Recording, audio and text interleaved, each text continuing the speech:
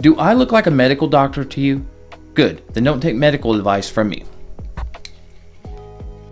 So RFK Jr. claims that he uncovered a medical research study that was buried by the CDC in 1999. The study, RFK says, is that the Hep B vaccine increases the likelihood of developing autism by 1,135%, which means that your baby is 11.3 times more likely to develop autism as opposed to not getting the vaccine.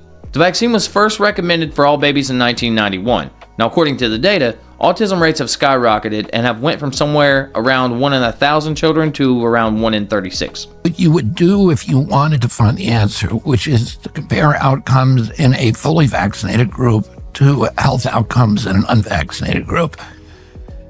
And CDC did that study in 1999.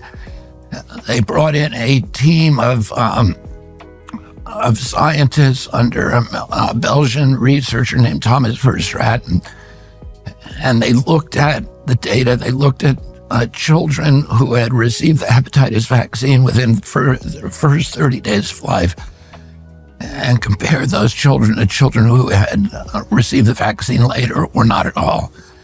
And they found an 1,135% elevated risk of autism among the vaccinated children. And it shocked them. They kept the study secret, and then they manipulated it through 5 different iterations to try to bury the link. And, we know how they did it. They got rid of all the older children, essentially, and just had younger children who were too young to be diagnosed. And they stratified the data, and they did a lot of other tricks. And all of those studies were the subject of that kind of trickery. I think what he's setting up is to declare in his autism report in the fall that there's a link between alum and autism. I think that's where this is heading if I was to make a prediction.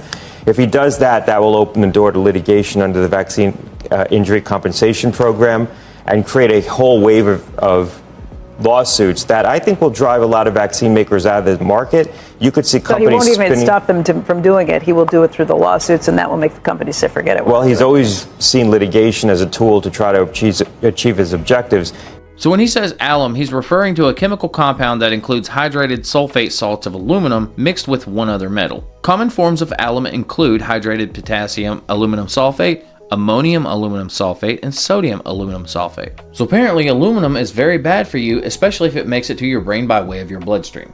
Aluminum adjuvants are used in routinely recommended vaccines such as Hep A, Hep B, diphtheria, tetanus, Haemophilus, influenza type B, HPV, meningococcal B and ABCWY, whatever that is, and pneumococcal vaccines. Aluminum is also used in combination vaccines that contain one of these. Aluminum is not used in live weakened viral vaccines, so it's not going to be in your MMR or your rotavirus. But let's not forget, there's also pots and pans, storage containers, beverage cans, aluminum foil, fruits and vegetables, beer, wine, seasonings, flour, cereal, nuts, dairy products, baby formula, honey, paint, pigment, fuel, cigarette filters, antacids, aspirins, antiperspirants, and of course, vaccines. The key word here is aluminum. Now, I've heard my entire life you don't eat food that's prepared in an aluminum pot. So anyways, RFK is going after all these vaccine manufacturers based on data he said he uncovered. But it's not so easy because vaccine manufacturers have a very unique type of legal immunity that shields them from the consequences of manufacturing defective or faulty products. It's almost like they almost cannot be held accountable legally. So in other words, there's a crap ton of aluminum in our lives. Speaking of will rot your brain and feel no remorse, Anthony Fauci is getting called out by Senator Rand Paul again. He says, many of us were called conspiracy theorists for questioning whether or not COVID-19 started because of a lab leak. After all, Anthony Fauci and the NIH had been funding dangerous gain-of-function research. You guys remember that?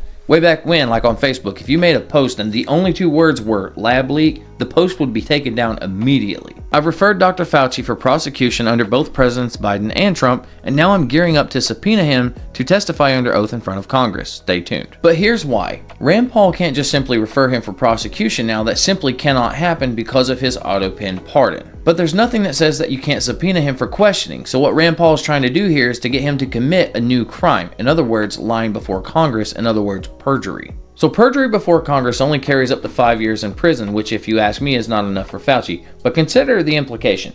So if they get him for perjury, then they prove his original crime, which means that if they ever manage to undo his pardon, he's cooked because they already have the proof ready to go. Now, remember when I said 1991 was the year they started recommending the Hep B vaccine for all babies?